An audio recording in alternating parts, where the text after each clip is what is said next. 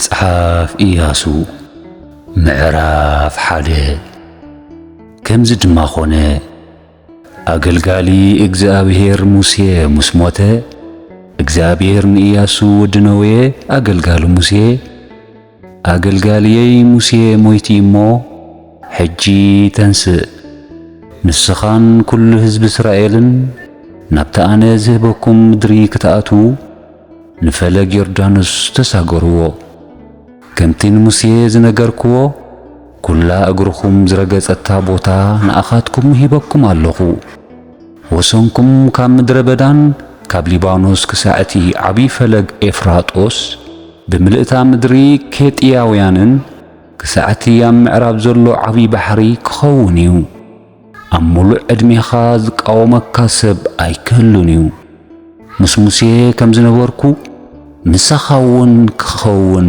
እየ ኣይሓድገካን እየ ኣይድርብየካን እውን እታ ነቦታቶም ክህቦም ዝመሓልኩሎም ምድሪ ንስኻ ነዚ ህዝቢ እዚ ከተውርሶ ኢኻ እሞ ጽናዕ ትባዕ ከምቲ አገልጋልየይ ሙሴ ዝኣዘዘካ ንኹሉ ሕጊ ተጠንቂቕካ ሓልዎ ጽናዕ ኣጆኻ ትባዕ ብኹሉ እትኸዶ ምእንቲ ቐንዓካ ካብቲ ሕጊ ንየማን ወይ ንጸጋም ኣይትበል ነቲ ብኡ ዝተጻሕፈ ምእንቲ ተጠንቂቕካ ክትገብሮ መዓልትን ለይትን ኣስተንትኖ እምበር ነዚ መጽሓፍ ሕጊ እዚ ካብ ኣፍካ ኣይትፍለዮ ሽዑ መንገድኻ ክቐንዓካን ክሰልጠካን እዩ ጽናዕ ትባዕ ኢለዶ ኣይኣዘዝኩኻን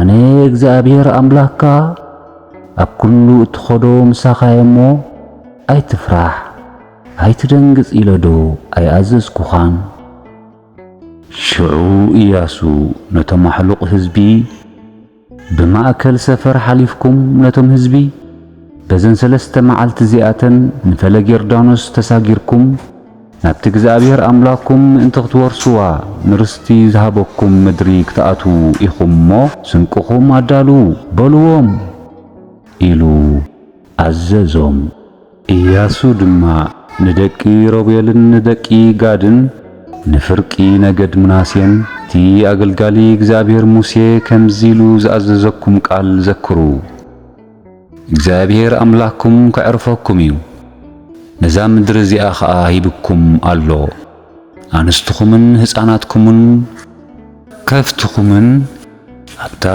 ሙሴ ኣብ ማዕሮ ፈለግ ዮርዳኖስ ዝሃበኩም ምድሪ ይጽንሑ ንስኻትኩም ግና ከምቲ እግዚአብሔር ንኣኻትኩም ዘዕረፈኩም ንኣህዋትኩም ድማ ክሳዕ ዘዕርፎም ንሳቶም እውን እታ እግዚአብሔር ኣምላኽኩም ዝሃቦም ምድሪ ክሳዕ ዝወርሱ ሓያላት ጀጋኑ ዝኾንኩም ኩልኻትኩም ኣጽዋር ሒዝኩም ንሕዋትኩም ክትሕግዙ ቀቅድሚኦም ሕለፉ ብድሕሪኡ ናብታ አገልጋሊ እግዚአብሔር ሙሴ ብምውፃእ ፀሓይ ብወገን ምብራቕ ዮርዳኖስ ዝሃበኩም ምድሪ ርስትኹም ክትምለሱ ኢኹም በሎም ንሳቶም ድማ ንኢያሱ ኩሉ ዝኣዘዝካና ንገብር ናብ ኩሉ ዝለኣካና እውን ኸይድ ከምቲ ሙሴ ብኹሉ ዝተኣዘዝናዮ ንኣኻ እውን ክንእዘዘካ ኢና እግዚአብሔር ኣምላኽካ ደኣ ከምቲ ምስ ሙሴ ዝነበረ ምሳኻ እውን ይኹን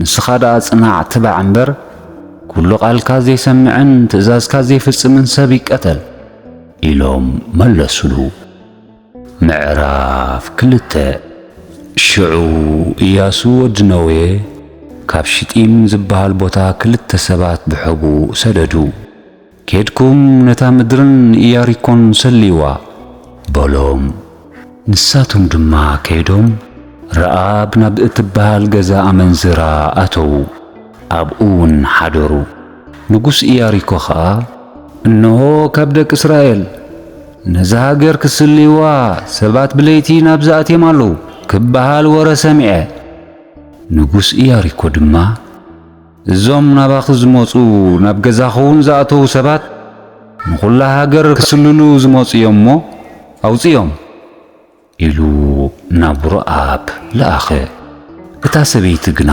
ነቶም ክልተ ሰባት ወሲዳ ሓባኣቶም ከምዚላ ድማ መለሰት እወ ሰባት ናብ ገዛይ ኣትዮም ነይሮም ካበይ ምዃኖም ግና ኣይፈለጥኩን እታ ኣፍ ደገ ተዓጽዩ ክጽልምት ወፂኦም ኮዱ ናበይ ከም ዝኸዱ ግና ኣይፈለጥኩን ቀልጢፍኩም ተኸታተልዎም ክትረኽብዎም እውን ኢኹም በለቶም ንሳ ግና ናብ ናሓሲ ገዝኣ ኣደይባ ኣብቲ ኣብኡ ተኸሚሩ ዝነበረ ሓሰር ርምጣጢዕ ሓቢኣቶም ነበረት ቶም ልኡኻት ንጉስ ምስ ወፁ ኸዓ እቲ ደገ ኸተማ ተሸጐረ ነቶም ሰለልቲ ክደልዩ ድማ ክሳዕ እቲ መሳገሪ ዮርዳኖስ ከዱ እቶም ሰለልቲ ገና ኸይተንቀሳቐሱ እታ ሰበይቲ ናብኣቶም ናብ ናሓሲ ደየበት እግዚአብሔር ዝሃገር እዚኣ ከም ዝሃበኩም ፈሊጥ ኣለኹ ካባኻትኩም ዝተለዓለ ድማ ኣብ ልዕሊና ፍርሒ ሓዲርና ኣሎ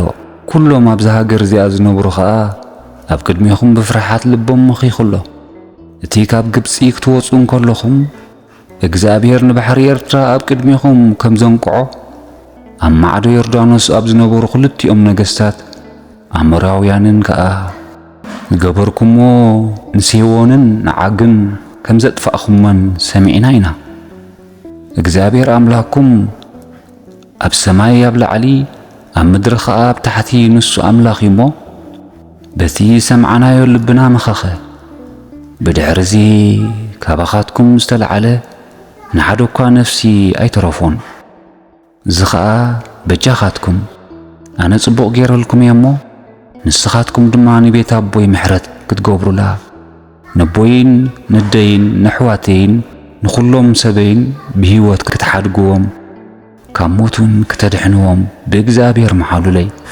ዘተኣማምን ምልክት ከዓ ሃቡኒ በለቶም እቶም ሰባት ከዓ እቲ እንገብሮ ዘለና እንተዘይገሊጽኪ ነፍስና ክንዲ ነፍስኹም ንሞት ንሕልፍ እግዚአብሔር እዛ ምድሪ እዚኣ ምስ ሃበና ብሓቂ ምሕረት ክንገብረልኪ ኢና በልዋ ገዝኣ ኣብ ጥቓ ቐጽሪ መንደቕታ ኸተማ ነበረ እሞ ገመድ ጌራ ብመስኮት ኣውረደቶም እቶም ዝደልይኹም ዘለዉ ከይረኽብኹምስ ናብ ጎቦታት ኣቢልኩም ኪዱ ንሳቶም ክሳዕ ዝምለሱ ኸዓ ኣብኡ 3 መዓልቲ ተሓብኡ ብድሕሪ መንገዶኹም ቀጽሉ በለቶም እቶም ሰባት ከዓ ንሕና ነዚ ዘመሓልክና መሓላ ክንሕልዎ ኢና ንስኺ ድማ ከምዚ ግበሪ ንሕና ናብዚ ሃገር ክንኣቱ እንከለና ነዚ ቀይሕ ገመድ እዚ ኣብቲ ብኡኡ ዘውረድክና መስኮት አንጠልጥልዮ ነቦኽን ነዴኽን ኣሕዋትክን ንኹሉ ቤት ኣቦኹውን ናብዚ ናብ ገዛኺ ኣክብዮ ኩሉ ካብ ማዕጾ ገዛኺ ንደገ ዝወፀ ደሙ ኣብ ርእሱ እዩ ንሕና ግና ንጹሃን ኢና ንዝኾነ ካብቶም ምሳኺ ኣብ ገዛኺ ዘለዉ እንተተንኪፍናዮም ግና ደሞም ኣብ ርእስና ይኹን ተግባርና እንተገሊጽክ ግና ካብዚ ዘመሓልክና መሓላ ንጹሃን ኢና በልዋ ንሳ ኸዓ ከምቲ ዝበልኩሞ ይኹን ኢላ ኣፋነወቶም ንሳቶም እውን ከዱ ነቲ ቀይሕ ገመድ ድማ ኣብቲ መስኮት አንጠልጠለቶ ንሳቶም ከዓ ወፂኦም ናብቲ ጎቦታት ከዱ እቶም ዝደለይዎም ዝነበሩ ልኡኻት ንጉስ ቀቢጾም ክሳዕ ዝምለሱ ኸዓ ኣብኡ 3 መዓልቲ ተሓብኡ እቶም ዝደልይዎም ሰባት እውን ደልዮም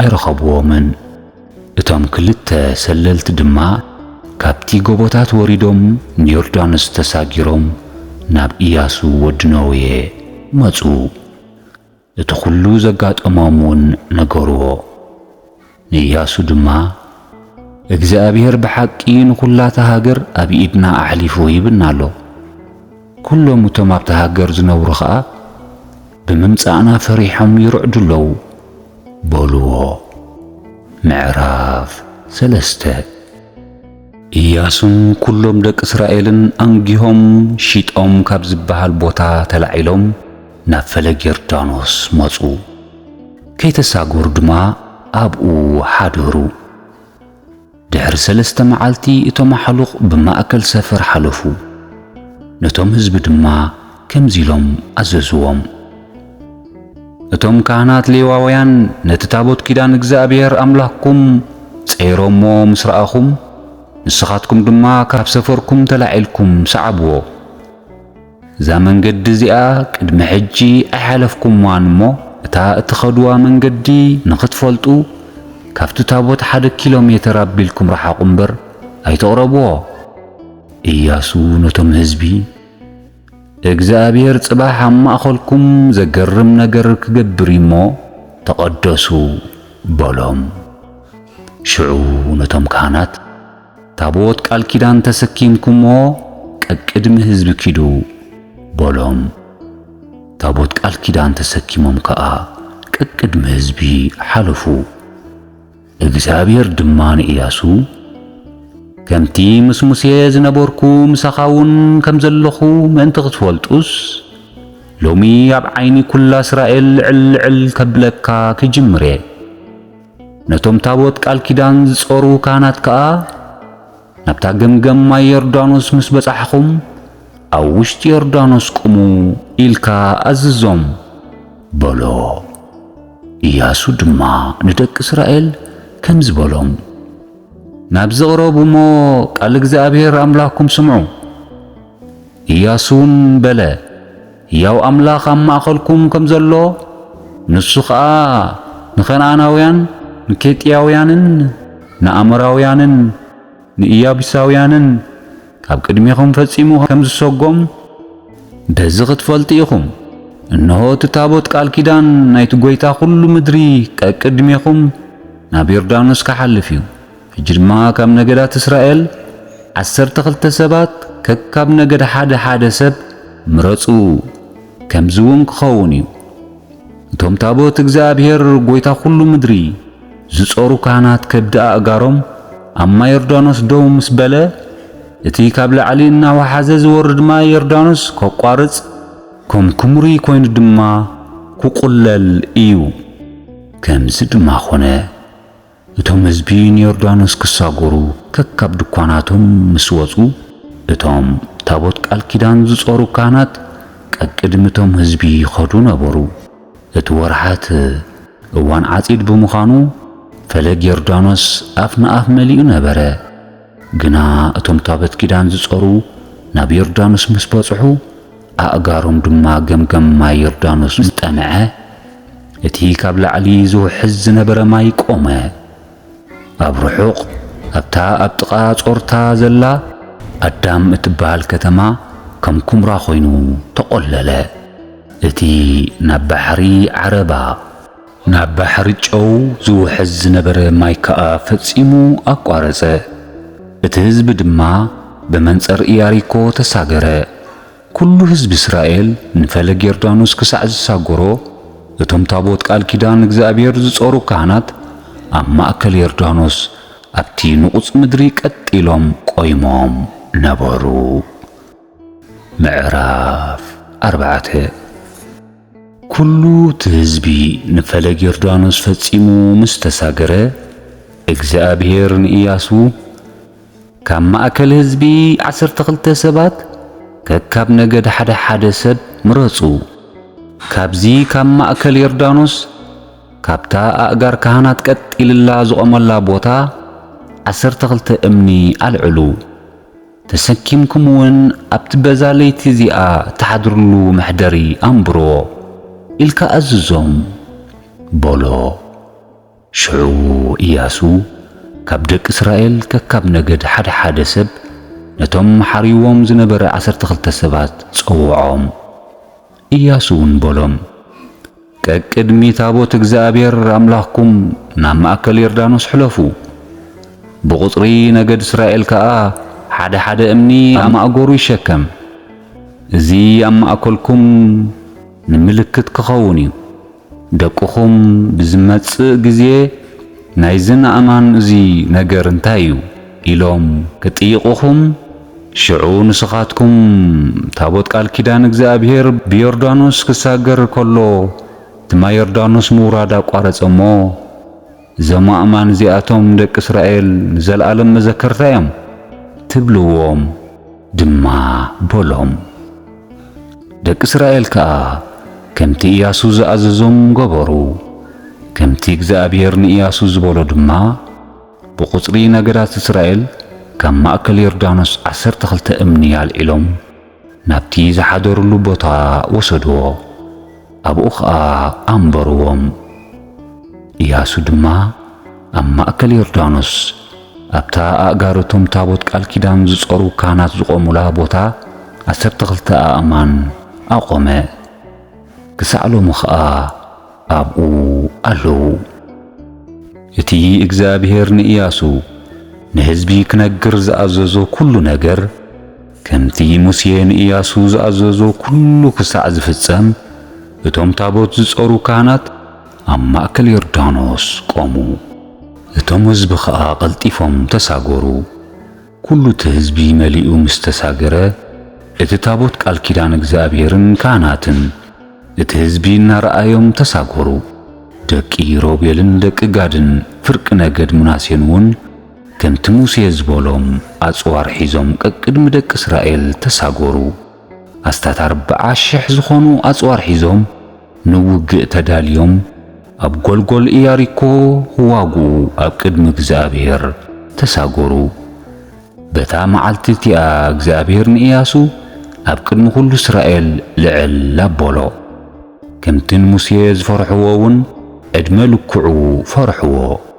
እግዚአብሔር ድማ ንኢያሱ ነቶም ታቦት ምስክር ዝጸሩ ካህናት ካብ ፈለግ ዮርዳኖስ ክወፁ ኣዝዞም በሎ። ኢያሱ ድማ ነቶም ካህናት ካብ ዮርዳኖስ ውፁ ኢሉ ኣዘዞም። እቶም ታቦት ኪዳን እግዚአብሔር ዝጸሩ ካህናት ካብ ማእከል ዮርዳኖስ ወፂኦም ከብዲ ኣእጋሮም ናብቲ ንቑጽ ምድሪ ምስ ረገጸ ማይ ዮርዳኖስ ናብ ስፍርኡ ተመለሰ። ማይ ዮርዳኖስ ናብ ስፍርኡ ተመሊሱ ከም ቀደሙ ኣፍ ንኣፍ መሊኡ ወሓዘ። እቶም ሕዝቢ ድማ ብ10ይቲ መዓልቲ ናይታ ቀዳመይቲ ወርሒ ካብ ዮርዳኖስ ወፁ። ብወሰን ምብራቕ ኢያሪኮ ኣብ ጌልጌላ ኸኣ ሰፈሩ። ኢያሱ ድማ ነቶም ካብ ዮርዳኖስ ዝወሰዶም 12 ኣእማን ኣብ ጌልጌላ ኣቆሞም። ንደቂ እስራኤል ድማ ከምዚ በሎም፣ ደቅኹም ብዝመጽእ ዘመን እዞም ኣእማን እዚኣቶም እንታዮም ኢሎም ነቦታቶም እንተጠየቑ ሕዝቢ እስራኤል ነዚ ዮርዳኖስ እዚ ብንቁጽ ከም ዝተሳገርዎ ምልክት እዩ።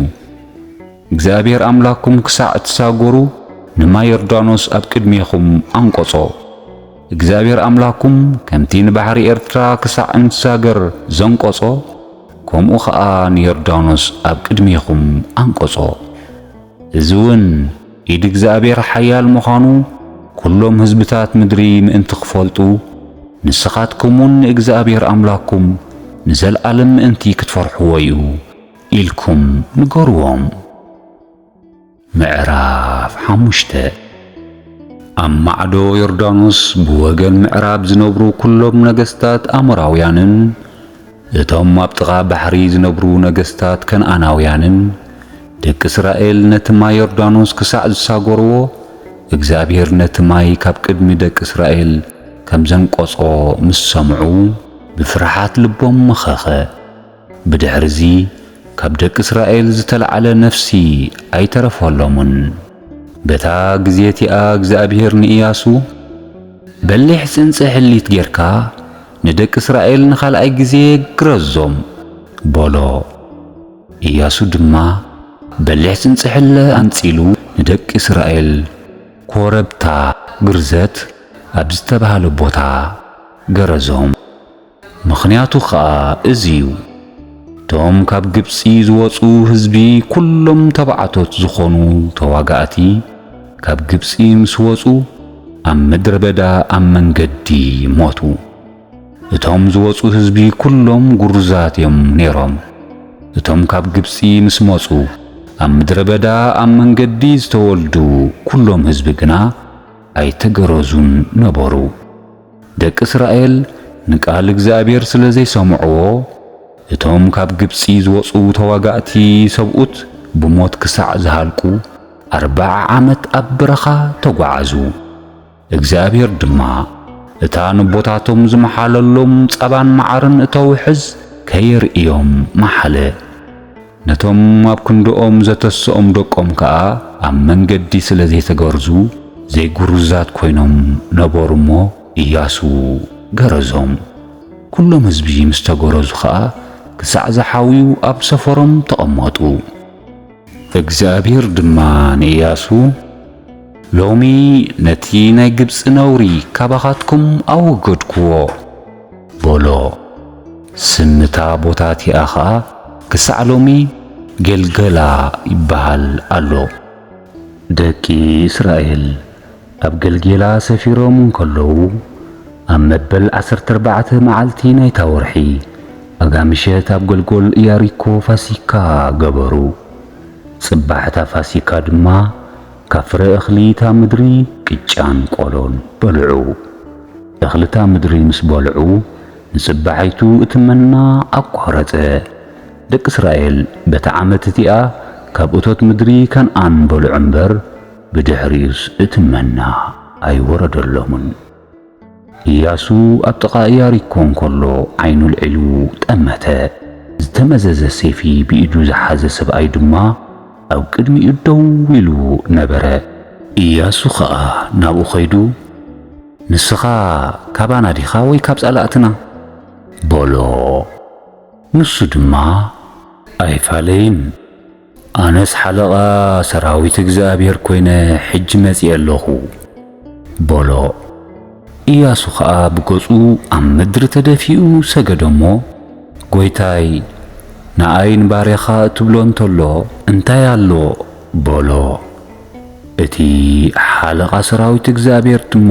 ንኢያሱ እዛ ደው ኢልካላ ዘለኻ ቦታ ቅድስቲ እያ እሞ ኣሳእንካ ካብ እግርኻ ኣውፅእ በሎ ኢያሱ ከዓ ከምኡ ገበረ ምዕራፍ 6 ኢያሪኮ ካብ ደቂ እስራኤል ዝተለዓለ ፈጺማ ተዓጽያ ነበረት ካብኣ ዝወፀ ኮነ ናብኣ ዝኣቱ ኣይነበረን እግዚአብሔር ድማ ንኢያሱ ከምዚ በሎ ረአ ኢያሪኮን ንጉሳን ነቶም ሓያላት ጀጓናኣን ኣብ ኢድካ ሂበካ ኣለኹ ኩሎም ተዋጋእትኹም ነታ ከተማ ሓደ ግዜ ይዝርዋ 6 መዓልቲ ድማ ከምኡ ግበሩ 7 ካህናት ከዓ ቅድሚ ታቦት ኮይኖም 7 ቀርኒ መለኸት ይሓዙ በታ 7ይቲ መዓልቲ ድማ ነታ ከተማ 7 ሻዕ ይዝርዋ እቶም ካህናት ድማ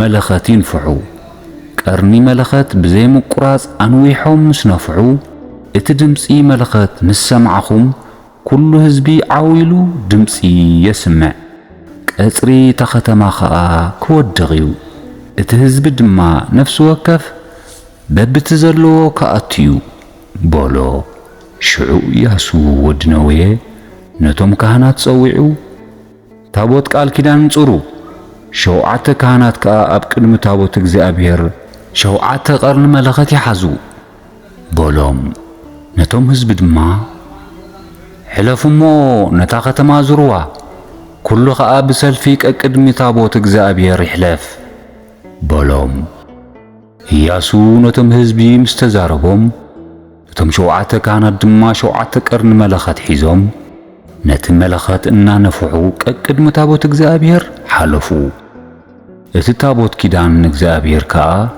ድድሕሪኣቶም ይኽተል ነበረ እቶም ኣጽዋር ዝሓዙ ድማ ብሰልፊ ቅድሚ እቲ መለኸት ዝነፍሑ ካህናት ይኸዱ ነበሩ እቶም ካህናት እውን መለኸት እናነፍሑ ክኸዱ እንከለዉ እቶም ዝተረፉ ህዝቢ ድማ ድድሕሪ ታቦት ይስዕቡ ነበሩ ኢያሱ ድማ ነቶም ህዝቢ ጫው ኣይትበሉ ድምፂ ስምዑ ክሳዕ ዝብለኩም መዓልቲ ሓደ ቃልኳ ካብ ኣፍኩም ኣይውፃእ በሎም ነቶም ታቦት እግዚአብሔር ድማ ኣብ ዙርያ እታ ከተማ ሓደ ግዜ ኣዞሮ ንሳቶም ከዓ ናብቲ ሰፈር ተመሊሶም ኣብኡ ሓደሩ ንጽባሒቱ ኢያሱ አንጊሁ ተሰአ እቶም ካህናት ከዓ ነቲ ታቦት እግዚአብሔር ጾርዎ እቶም 7 ካህናት እውን 7 ቀርኒ መለኸት ሒዞም ቅድሚ ታቦት እግዚአብሔር እናኸዱ መለኸት ይነፍሑ ነበሩ።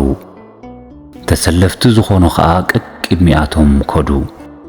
እቶም ካህናት መለኸት እናነፍሑ ክኸዱ እንከለዉ ድማ እቶም ዝተረፉ ተሰለፍቲ ደድሕሪ ታቦት እግዚአብሔር ይስዕቡ ነበሩ። በታ ካልእቲ መዓልቲ ድማ ነታ ከተማ ሓደ ግዜ ዘይሮም ናብ ሰፈር ተመለሱ። 6 መዓልቲ ከምኡ ገበሩ። በታ 7ይቲ መዓልቲ አንጊሆም ተሲኦም ነታ ከተማ ከምኡ ገይሮም 7,000 ዘሩዋ። በታ መዓልቲ እቲኣ ጥራሕዮም ነታ ከተማ 7,000 ዝዘሩዋ። በታ 7ይ ግዜ እቶም ካህናት ቀርኒ መለኸት ምስ ነፍሑ ኢያሱ ነቶም ህዝቢ ከምዚ በሎም፣ እግዚአብሔር ነዛ ከተማ እዚኣ ሂብኩም እሞ ዓዊልኩም ድምፂ ኣስምዑ።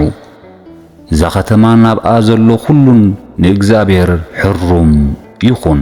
እታ ኣመንዝራ ረአብ ጥራሕ ነቶም ዝሰለናዮም ሰለልቲ ስለ ዝሓባኣቶም ንሳ ናብ ገዝኣ ዘለዉ ኩሎምን ብህይወት ይንበሩ።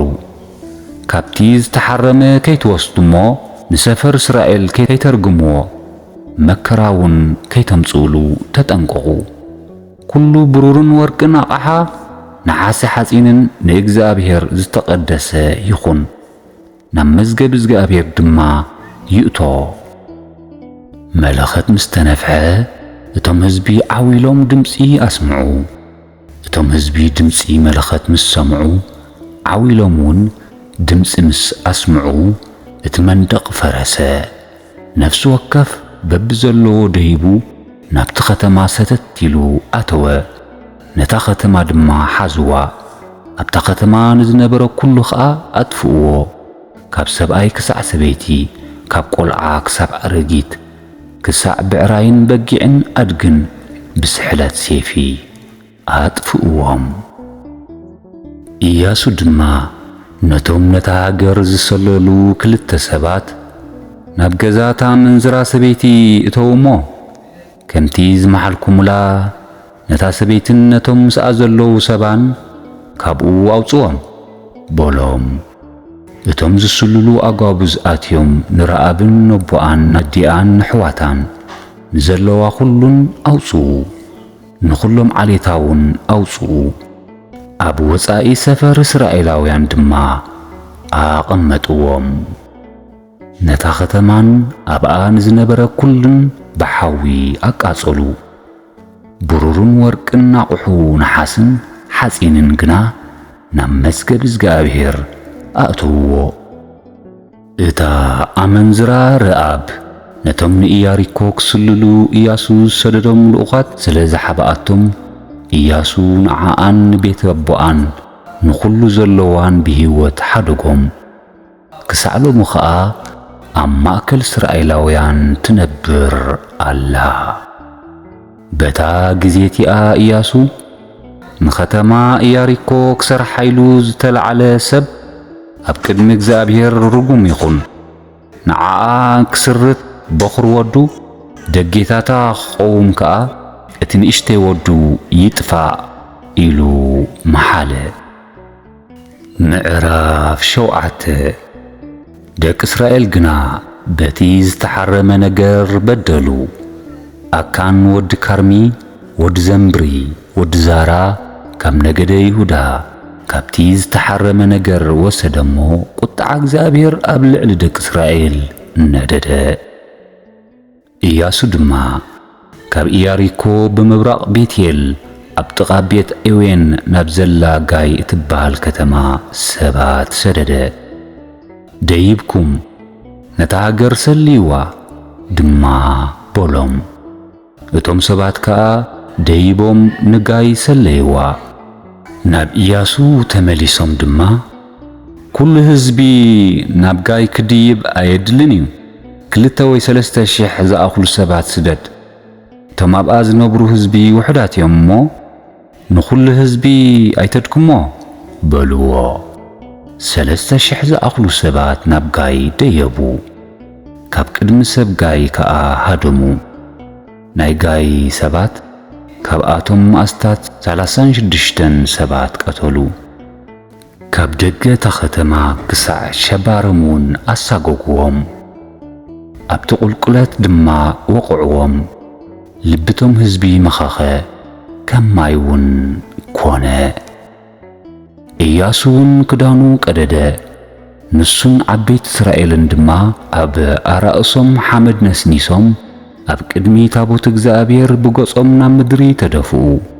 ክሳብ ምሸት እውን ጸንሑ። ኢያሱ ድማ ኦ እግዚአብሔር አምላኽ ስለምንታይ ንፈለግ ዮርዳኖስ ኣሳገርካና? ስለምንታይ ከምእንቲ ከጥፍኡና ናብ ኢድ ኣሞራውያን ኣሕሊፍካ ሃብካና?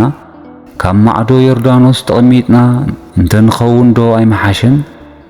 ኦ ጌታ ህዝቢ እስራኤል ዝባኖም ናብ ገጸ ላእቶም መሊሶም ካብ ሃዶሙስ እንታይ ክብል እየ? ከነኣናውያን ኣብታ ሃገር ዝነበሩ ኩሎም ነዚ ሰሚዖም ክኸቡና እዮም። ስምና ድማ ካብ ምድሪ ከጥፍእዎ እዮም። ነቲ ዓብዪ ስምካ ደኣ እትገብሮ እንታይ እዩ? በለ። እግዚአብሔር ድማ ንኢያሱ ከምዚ በሎ፣ ስለምንታይ ከምዚ ብምግባርካ እትድፋእ? ህዝቢ እስራኤል ሓጢአት ገይሮም ኣለዉ። ነቲ ኣይትግበርዎ ኢለ ዝኣዘዝክዎም ብምጥሓስ ኪዳነይ ኣፍሪሶም ኣለዉ። ካብቲ ዝተሓረመ ነገር ወሰዱ፣ ሰረቑ፣ ሓሰዉ፣ ምስ ኣቑሑቶም እውን ኣንበርዎ። ስለዚ ደቂ እስራኤል በዲሎም እዮም እሞ ዝባኖም ናብ ገጽ ጸላእቶም ይመልሱ እምበር ኣብ ቅድሚ ጸላእቶም ክቆሙ ኣይክእሉን እዮም።